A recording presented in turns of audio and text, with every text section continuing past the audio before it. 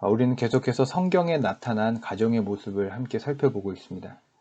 오늘 함께 살펴볼 가정의 모습은 롯의 가정입니다.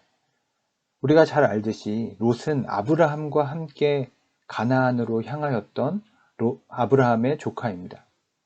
그런데 제가 롯의 가정을 생각할 때마다 안타깝게 생각하는 것은 아브라함과 달리 롯은 결국 가나안 땅을 상속받는 약속의 자녀로서 그 가정이 유지되지 않고 결국 가나안 밖에 거하게 되고 소돔과 고모라라는 결국 재앙과 재난으로 멸망하는 성읍에 거하게 되었다는 것입니다.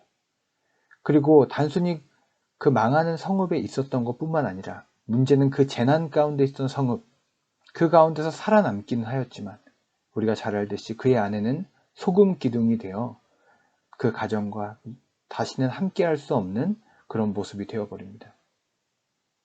왜 롯의 가정은 실패했을까요? 무너졌을까요? 우리는 오늘 본문을 통해서 그 이유, 그 잘못된 발걸음의 시작을 함께 살펴보려고 합니다. 오늘 본문은 창세기 13장 8절부터 시작됩니다. 13장 8절을 제가 읽겠습니다. 아브라함이 롯에게 이르되 우리는 한 친족이라 나나 너나 내 목자나 서로 다투게 하지 말자. 전 참 이 부분이 인상적인데 우리는 한 친족이라. 여러분 이 부분이 중요합니다. 아브라함은 한 친족, 혈육, 가족임에도 불구하고 또 가족이기 때문에 할 수 있는 자신의 권한을 포기하고 있다는 것입니다. 생각해보면 이 무리들, 지금 이 부족의 대표자는 아브라함입니다. 당시 부족의 특성상 한 명의 리더가 그 부족을 이끕니다. 그런데 지금 어떤 일이 일어나고 있습니까? 자신의 땅에서 조카 롯의 목자와 자신의 목자들이 서로 다투는 일이 벌어진 것입니다. 여러분 보통 이런 일이 일어나면 보통 아브라함, 그 부족의 리더가 되는 사람이 자신의 이제 조카를 그를 어떤 강압이나 폭력과 훈계를 통해서 설득하는 것이 일반적일 것입니다. 그런데 여기서 아브라함은 아주 독특한 표현과 결정을 합니다. 우리는 한 친족이라. 사실 그러면 친족이기 때문에 아브라함이 할 수 있는 권한들이 있습니다. 자신이 자신의 힘으로 그를 설득할 수 있는 거죠. 훈계할 수 있는 것이죠. 자신의 뜻대로 할 수 있는 권한이 있는 것입니다. 그런데 아브라함은 그 권한을 포기합니다. 그러면서 너와 나, 그리고 우리의 목자들이 서로 다투게 하지 말자라고 말하는 것입니다. 여러분 우리는 여기서 한 가지 영적인 진리를 알 수 있습니다. 가정에서 우리가 마땅히 할 수 있다고 생각되는 그 권리를 내려놓는 것입니다. 그럴 때 다툼이 그칠 수 있다는 것이죠. 내가 마땅히 이렇게 할 수 있는 권리와 권한이 있다고 생각하고 주장하는 순간 다툼이 생기는 것입니다. 근데 아브라함은 자신의 권리를 내려놓고 서로 다투게 하지 말자라며 오히려 그를 인정해 줍니다. 마땅히 가나안 땅, 자신이 주도하고 리더가 될 수 있는 그 땅에서 오히려 롯에게 선택권을 주는 것이죠. 여러분 우리도 이 마음을 가지고 있는지 돌아볼 필요가 있습니다. 우리는 우리 가정에서 내가 법이 되고 내가 모든 권한을 마땅히 내 것이라고 생각하고 있지는 않은지, 그리고 오히려 다툼이라는 것은 그것을 내가 내려놓을 때 해결될 수 있는 부분임을 우리가 알 필요가 있습니다. 자녀들을 존중하고 남편과 아내를 존중하며 그에게 선택권을 주어보는 것입니다. 이 모습이 9절에 잘 나타납니다. 9절을 제가 읽습니다. 내 앞에 온 땅이 있지 아니하냐. 나를 떠나가라. 내가 좌하면 나는 우하고 내가 우하면 나는 좌하리라. 저는 9절을 읽으면서 이 9절이 너무나 감동이 되었습니다. 아브라함이 롯에게 해주는 말입니다. 내 앞에 온 땅이 있지 아니하냐. 아브라함이 롯에게 한 말이지만 마치 하나님이 저에게 또 여러분에게 또 믿음의 성도들에게 하는 말이라고 느껴졌습니다. 좁은 땅에서 다투고 힘들어하는 우리에게 눈을 들어 하나님이 약속하신 저 가나안 땅, 이 가나안 땅을 한번 보라는 것이죠. 내 앞에 온 땅이 있지 아니하냐. 영적인 호연지기요, 이 땅을 주관하시는 하나님이 우리 곁에 계시다라는 믿음의 고백입니다. 롯에게도 이 영적인 가르침을 주면서 그에게 선택권을 줍니다. 내 앞에 이 온 땅, 하나님이 약속하신 가나안 땅이 보이지 않냐. 이곳에서 내가 거주할 땅을 내가 선택하여 가라. 여러분, 우리의 아내, 우리의 가족, 자녀들에게 여러분 그들의 땅과 공간과 시간을 선택권을 줄 여러분 그런 마음의 여유와 믿음이 있으십니까? 여러분, 이것은 믿음이 없이는 이런 고백을 할 수도 없고 이런 선택권을 그들에게 줄 수 없습니다. 나중에 그들이 어떻게 될지 어떻게 알겠습니까? 오히려 내 보호 아래 있고 내 생각 안에 나와 함께 있는 것이 더 안전하다고 생각할 수도 있을 터인데 아브라함은 그렇게 하지 않습니다. 이 땅의 주인은 하나님이시고 하나님께서 나와 내 가정이 함께 할 것임을 믿기 때문에, 그리고 그 하나님께서 롯의 가정도 어떻게든 함께 하리라 믿기 때문에 이런 선택권을 줄 수 있는 것이죠. 10절 말씀을 함께 읽겠습니다. 이에 롯이 눈을 들어 요단 지역을 바라본즉 소알까지 온 땅에 물이 넉넉하니 여호와께 소돔과 고모라를 멸하기 전이었으므로 여호와의 동산 같고 애굽 땅과 같았더라. 롯이 눈을 들어 요단강 지역을 바라봅니다. 이제 자기의 삼촌이 땅을 고르라고 한 것이죠. 롯은 아마 이것을 원했는지도 모르겠습니다. 그리고 독립하고 싶었는지도 모릅니다. 그는 보란듯이 눈을 들어서 땅을 바라봅니다. 여러분, 여기서 중요한 표현이 롯이 눈을 들어 바라본즉, 이 부분이 중요합니다. 여러분, 성경에는 특히 창세기에는 바라봄의 법칙이 있습니다. 바라보면 그것을 원하게 됩니다. 바라보면 그것을 가지고 싶어 합니다. 그 바라봄의 원칙, 그 바라보는 곳이 어느 곳이냐에 따라 그 사람과 그 가정과 그 공동체의 운명이 결정되는 것을 우리는 계속 알 수가 있습니다. 창세기 초반에 아담과 하와가 유혹을 받을 때 하와가 주께서 약속하신 선악과를 바라봅니다. 바라본즉 그것이 먹음직도 하고 보암직도 하기 때문에 그것을 선택합니다. 노아의 시대에 노아의 땅의 그 사람들이 사람의 아름다움을 바라본즉, 이렇게 창세기 6장 2절에 기록됩니다. 사람들이 하나님의 아름다움이 아니라 사람의 아름다움, 사람의 딸들의 아름다움을 바라보기 시작했을 때 그 땅이 범죄하기 시작합니다. 사람들이 하나님의 뜻을 벗어나기 시작합니다. 마땅히 하나님을 보아야 하고 약속을 바라보아야 하는 우리의 마음과 우리의 눈의 방향이 바뀌고 다른 것을 향하기 시작할 때 그것을 원하게 되고 그것에 거하게 된다는 것입니다. 바라보는 곳에 거하게 됩니다. 여러분, 이것이 놀라운 영적인 법칙입니다. 여러분, 우리는 어디를 바라보고 계십니까? 우리의 가정은 어디를 향하여 그 발걸음을 옮기고 또 어디를 바라보고 계십니까? 롯은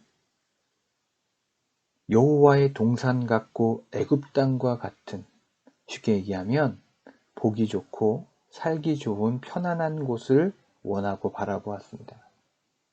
이것은 어떻게 보면 어떤 악한 선택이라기보다는 중립적인 선택이고 합리적인 선택입니다. 그래도 살기 좋은 곳, 편안한 곳에 가는 것이 무엇이 잘못이겠습니까? 그런데 중요한 것은 그가 하나님의 약속보다 이 편안함의 문제를 더 우선시하였다는 것입니다. 그가 거하였던 곳을 12절에 보면 결국 소돔입니다. 이곳이 소돔과 고모라의 성읍입니다. 그는 아직 알지 못했지만 사실 그곳은 여호와 앞에 범죄한 곳이었습니다. 그곳에 도착했을 때 롯은 그것을 깨달았을지도 모르지만 다시 돌아오지 않습니다. 그리고 그 삶의 풍성함과 삶의 편안함을 선택하여 그것에 거하게 되었다는 거죠. 11절을 읽겠습니다. 그러므로 롯이 요단 온 지역을 택하고 동으로 옮기니 그들이 서로 떠난지라. 롯이 이제 한 지역을 택하고 그들로 동쪽으로 옮겨갑니다. 그리고 그들이 서로 떠납니다. 여러분, 이것은 영적으로 매우 중요한 의미를 가지고 있습니다. 단순히 롯과 아브라함의 가정이 분리되어 떠난 것에서 그 의미가 그치는 것이 아니라 롯이 가나안 땅을 떠나게 된 것입니다. 12절에 보면 아브라함은 가나안 땅에 거주하였고 롯은 그 지역의 도시들에 머무르며 그 장막을 옮겨 소돔까지 이르렀더라. 정확한 위치를 우리가 지금은 알 수 없지만 우리가 확인할 수 있는 것은 아브라함은 가나안 땅에 그대로 거주하였고 롯은 가나안 밖에, 아마 경계였을 것 같습니다. 가나안 지역 남쪽 지방이 있을 것으로 추정되는 도시에 가나안 밖으로 롯은 나가게 된 것이죠. 그런데 여러분, 이것은 롯에게 있어서는, 롯의 가정에 있어서는 거의 재앙과 같은 결정입니다. 왜냐하면 이 결정으로 인하여 롯은 아브라함의 상속자로서의 권리와 그 책임을 모두 잃게 됩니다. 여러분 기억하실지 모르겠지만 창세기 15장에 가면 아브라함이 상속자, 아들이 없었기 때문에 하나님께 이렇게 기도합니다. 하나님, 저의 상속자는 저 다메섹 사람 엘리에셀입니다. 나에겐 아들이 없습니다. 상속자가 없으니 나에게 나에게 충성하는 종과 같은 저 엘리에셀이 나의 상속자입니다. 만약 이때의 롯이 아브라함과 함께 있었다면 아브라함의 상속자는 당연히 롯이 되는 것이죠. 롯이 될 수 있었습니다. 만약, 성경에 만약이라는 것은 없겠지만 만약 롯이 이때 다른 선택을 하여 아브라함과 거하고 적어도 가나안 땅에 머무르는 선택을 했다면 아브라함은 이때 다른 얘기를 했을 것입니다. 하나님, 저에게 아들이 없지만 저의 상속자는 롯입니다.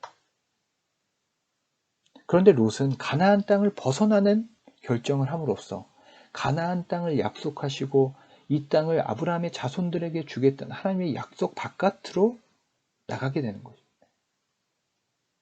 살기 편하고 좋은 것, 중립적이고 합리적인 선택을 하고 바라보는 것이 어느 순간 그를 약속의 백성에서 약속의 백성 바깥으로 내몰게 된 것이죠. 여러분, 이것이 아주 큰 비극의 시작이라는 것입니다. 이것이 롯이 결국 소돔과 고모라가 멸망하고 또 아내가 소금 기둥이 되고 그의 가정이 무너지는 시작이 됩니다. 여러분, 우리가 영적인 진리를 발견할 수 있습니다. 우리가 거하는 곳이 어딘지가 중요합니다. 자, 12절을 보면 아브라함은 가나안 땅에 거주하였고 롯은 그 지역의 도시들에 머무르며 대조적으로 표현하고 있는 것입니다. 아브라함은 여전히 가나안 땅, 하나님의 약속 안에 거주하였고 롯은 그것을 떠나 가나안 밖의 도시들에 머물러 그것을 또 더 좋은 곳으로 그 장막을 옮겨가면서 계속 떠나갔던 거죠. 그 장막을 옮겨가면서 소돔까지 이르렀더라. 아, 여기가 더 좋은 곳이구나. 보니까 저기가 더 편안하더니 저쪽으로 가보자. 약속을 따라 사는 삶이 아니라 눈에 보기에 좋은 곳으로 떠나가는 삶이 된 것이죠. 책을 보다가 그런 문구를 발견했습니다. 눈앞의 불편함을 해소하는 데 집중하다 보니 나의 삶의 목적을 잃어버렸다. 여러분, 우리가 바로 앞에 있는 문제와 불편함을 해결하고 그것만 바라보다 보면 우리가 원래 시작하고 거해야 하는 곳에서 벗어날 수 있습니다. 13절을 함께 읽습니다. 소돔 사람은 여호와 앞에 악하며 큰 죄인이더라. 재미있는 것은 여러분, 소돔은 우리가 살펴본 것처럼 가나안 바깥입니다. 여기서 우리는 놀라운 하나님의 어떤 속성을 알 수 있는데 하나님은 에덴에서 사람을 창조하시고 교제하셨습니다. 그럼 사람이 에덴 동산에서 쫓겨났으면 하나님이 에덴에서만 역사하실 것 같은데 아니에요. 사람이 쫓겨난 그 에덴 바깥까지 나오셔서 그것을 통치하십니다. 사람이 하나님의 품을 떠나서 아브라함이 그 가나안 땅의 기근이 심하니까 애굽으로 도망가지 않습니까? 그런데 그 애굽에 갔다고 해서 하나님이 역사하지 않는 게 아니라 그 애굽 땅도 하나님의 통치 아래에 있음을 우리는 성경을 통해서 발견합니다. 우리는 하나님의 약속의 땅에 거해야 하지만 그 약속의 땅을 벗어난다고 해서 하나님의 통치 영역 바깥으로 가는 것은 아닙니다. 그것도 하나님의 통치 아래에 있는 것입니다. 그렇기 때문에 하나님이 이렇게 표현하는 거죠. 소돔 사람은 여호와 앞에 악하며 큰 죄인이었더라. 가나안 바깥이지만 그곳에도 여전히 하나님의 통치가 있는 것입니다. 그곳에도 하나님의 정의와 공의가 임하는 곳입니다. 교회 바깥, 가정의 바깥, 이 세상 온 세상이 하나님의 통치 아래에 있습니다. 이 말씀은 결국 9절과 연결됩니다. 내 앞에 온 땅이 있지 아니하냐. 여러분, 길게 말씀드렸지만 사실 이 한마디를 드리고 싶었습니다. 여러분 앞에 온 땅이 있습니다. 천지를 창조하시고 우리를 구원하신 하나님께서 여러분과 동행하십니다. 여러분이 그 약속을 믿고 나아가신다면 여러분이 어디에 거하시던 다만 하나님의 약속 안에만 거하고 그 믿음 안에만 산다면 하나님께서 우리를 따라오십니다. 애굽에도 따라오시고 에덴 밖으로도 쫓아오셨듯이 여러분의 삶 가운데 동행하신다는 것입니다. 그리고 아브라함이 오늘 보여준 것처럼 여러분이 마땅히 누려야 할 권리라고 생각했던 가정 안에서 또 직장 안에서 그리고 그것을 빼앗기면 마치 나의 자존심이 상하고 내 정체성을 잃어버리는 것 같은 그 훈련이 우리에게 필요합니다. 내 앞에 온 땅이 있지 않냐. 나를 떠나가라. 내가 좌하면 우하고 내가 우하면 나는 좌하리라. 여러분 이것은 소극적인 어떤 그런 제안이 아니라 믿음의 제안입니다. 나 자신이 우리 가정이 어디로 가든지 하나님께서 나와 함께 해 주시라는 그 믿음이 있는 것이죠. 사실 아브라함은 이 경험을 애굽에서 했던 것이죠. 내가 애굽에 있을 때에도 하나님께서 나를 지켜주셨는데 이 조카가 어디를 선택하던 내가 어디로 가든 하나님이 나와 함께 해 주시리라. 여러분 이 믿음이 있으십니까? 우리 자녀들에게도 이 믿음을 여러분 물려주실 수 있으십니까? 여러분 어디에 계시든지 주의 약속을 떠나지 않기를 간절히 축원합니다. 롯은 단순히 몸만 떠난 것이 아니라 그의 삶의 우선순위가 이때부터 바뀐 것을 알 수 있습니다. 눈에 보기 좋은 것, 편리한 것, 화려한 것을 쫓아 결국 소돔까지 이르렀기 때문입니다. 여러분 그 처음의 시작은 작은 거일 수도 있지만 우리가 어디를 바라보고 무엇을 추구하느냐, 우리가 남편과 자녀들에게 어떤 한마디를 하고 어떤 방향을 가지고 이야기하느냐. 여러분 자녀들은 기가 막히게 우리 부모들이 무엇을 바라보고 향하고 있는지를 알게 됩니다. 여러분 어떤 것으로 아이들을 평가하십니까? 어떤 말들로 아이들의 삶을 계획하고 계십니까?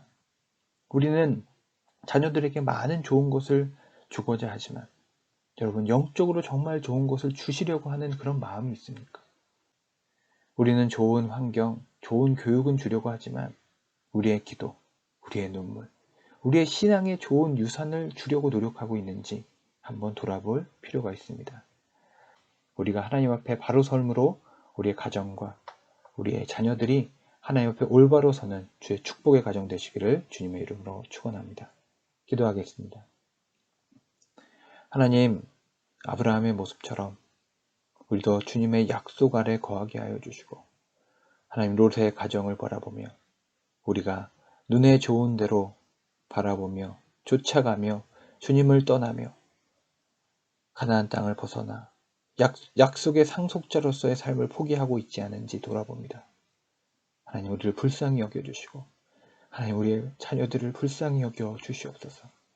세상에서 좋은 것을 주려고 노력하지만 정작 영적으로 가장 좋은 것 주지 못하는 우리의 패역함과 우리의 무너진 마음들을 주님 붙잡아 주셔서 우리 자녀들에게도 가장 좋은 영적인 유산과 믿음을 상속시킬 수 있도록 주님 우리 부모들에게 지혜와 능력을 더하여 주시옵소서. 지금은 우리 구주 예수 그리스도의 은혜와 하나님 아버지의 사랑과 성령의 교제교통 충만하심의 역사가 주의 약속 따라 믿음의 가나안 땅에 거하며 오직 주님 바라보기를 소원하는 우리 모두 위에 지금으로부터 영원히 함께 하시기를 간절히 축원하옵나이다. 아멘.